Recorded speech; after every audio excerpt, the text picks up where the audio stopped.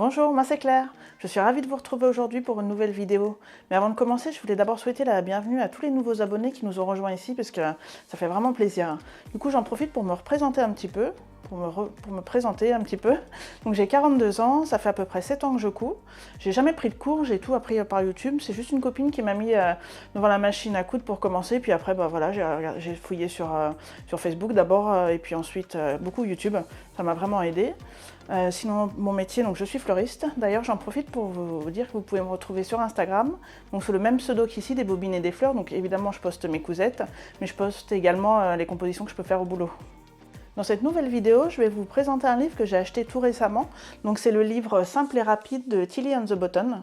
Donc pour la petite histoire, c'est Sarah du blog, de l'Instagram et de la toute nouvelle chaîne YouTube Tout Doux qui me l'a fait acheter. J'ai été très influencée par ces cousettes qu'elle a réalisées et puis du coup ses articles. En fait, on s'est fait la même réflexion avec Sarah, c'est que sur les sites de vente, que ce soit Amazon ou il me semble même sur la Fnac, tous les sites de vente de livres, en fait, il n'y a que la couverture qui présente le livre et il n'y a aucune autre page, donc on ne connaissait pas du tout les modèles, rien du tout. Donc c'est pour ça qu'on s'est décidé à faire des revues. Donc elle sur son blog et après une petite vidéo. Donc moi n'ayant pas de blog, j'ai décidé de vous faire une vidéo. Donc elle sera toute bien précise. J'ai bien détaillé le livre. Comme vous avez pu voir quand je vous l'ai présenté, il y a plein de petits post-it, comme ça vous verrez tous les modèles. Et petit spoiler, j'ai réalisé une cousette et que je vous montrerai en fin de vidéo.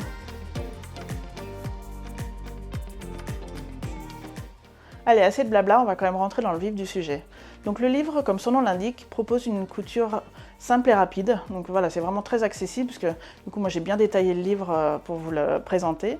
Donc les tailles vont du 34 au 52, donc c'est pour ça que je l'ai acheté puisque souvent les livres de créatrices françaises s'arrêtent au 48 et moi je rentre pas du tout dedans. Il y a 6 patrons de base avec plusieurs déclinaisons, ce qui nous laisse vraiment un grand choix pour la création.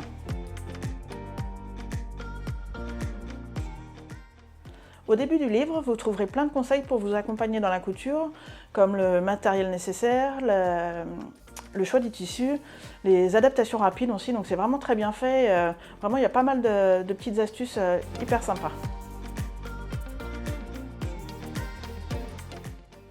Après tous ces conseils, nous arrivons au patron.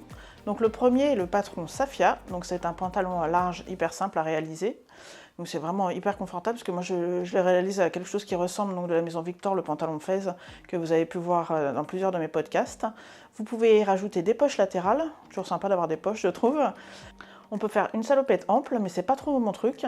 Par contre, Sarah l'a réalisée, elle lui va très bien. Je vous laisserai aller voir sur son compte Instagram.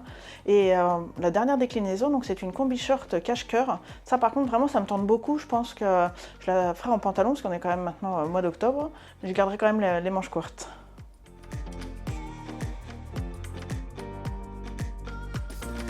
Le deuxième patron est le t-shirt Tabitha. Donc il a différentes longueurs de manches. Vous pouvez également réaliser une robe à cordon, ainsi qu'un t-shirt idée 70s, c'est-à-dire que vous avez la bande d'encolure et les bords des manches qui sont de couleurs différentes. Donc ça, comme ça, vous pouvez vous amuser avec les couleurs que vous souhaitez. Même pour passer des chutes, je pense que c'est assez pratique. Et en dernier, il vous propose de réaliser un motif. Donc là, c'est un motif en vinyle. Après, je pense que vous pouvez broder également. Ça peut faire une petite touche assez originale.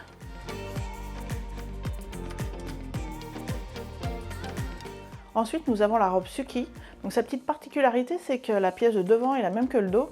Donc ça, c'est vraiment rapide à décalquer, du coup, je pense à réaliser également. Donc on peut faire une robe color block, comme vous pouvez voir sur la photo, en fait, il y a une découpe. Je pense que ça peut permettre également de passer des chutes, et ça, c'est toujours sympa. On peut faire une robe à manches courtes, ainsi qu'une ceinture avec des passants. Voilà, moi je trouve pas ça très esthétique, mais bon, pourquoi pas, hein.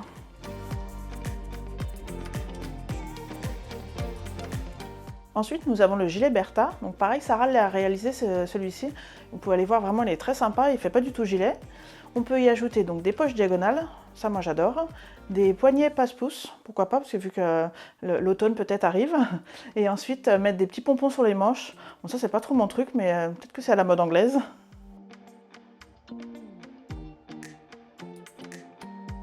Ensuite, nous avons un pyjama. Donc on peut le décliner en pyjama short, sympa pour l'été.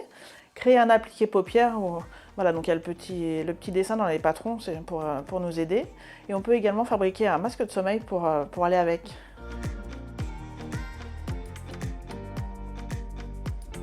Le dernier patron est la robe chasuble olive. Donc ça, c'est pas du tout mon truc, hein. Je pense que je la réaliserai pas, mais bon, on sait jamais, hein. On peut toujours changer d'idée. Donc comme je vous l'ai dit dans l'introduction, les patrons sont classés du plus simple au plus élaboré. Donc là, il y a un petit peu plus de détails, mais voilà, toujours accessible.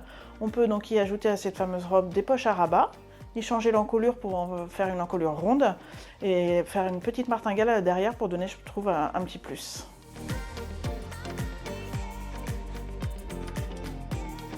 Après la présentation des modèles, donc nous arrivons à la fin du livre. Nous y retrouvons les planches de patron qui sont rangées dans une belle pochette de cartonné. C'est plutôt rare dans ce genre de livre et c'est plutôt agréable. Donc il y en a 3, elles sont recto verso et très lisibles. Vous pouvez également les télécharger sur le site de Tilly & the Button et c'est très pratique.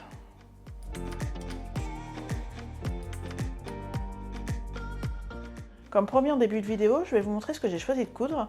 Donc j'ai opté pour le gilet Bertha que j'ai réalisé en taille 50.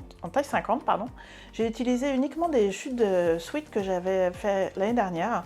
Comme ça, voilà, j'ai rien racheté, c'était plutôt top. Donc j'ai pas rencontré de difficultés sur ce modèle. Les poches me tentaient bien, mais bon, comme vous pouvez voir sur les images ou la petite vidéo que je vous mettrai après, c'était assez chargé, pardon. Donc voilà, j'ai fait au plus simple. Je suis bien contente que Sarah m'ait fait découvrir ce livre. Pour rappel, vous pouvez la retrouver sur sa nouvelle chaîne YouTube, To Do To Do. Donc comme vous avez pu le constater, j'ai adoré la plupart des modèles. Et vous, qu'est-ce que vous en avez pensé? N'hésitez pas à me le dire en commentaire, parce que, comme vous le savez, j'adore vous lire. Comme d'habitude, si la vidéo vous a plu, n'hésitez pas à mettre un petit pouce en l'air et à vous abonner. Je vous dis à très vite, des bisous!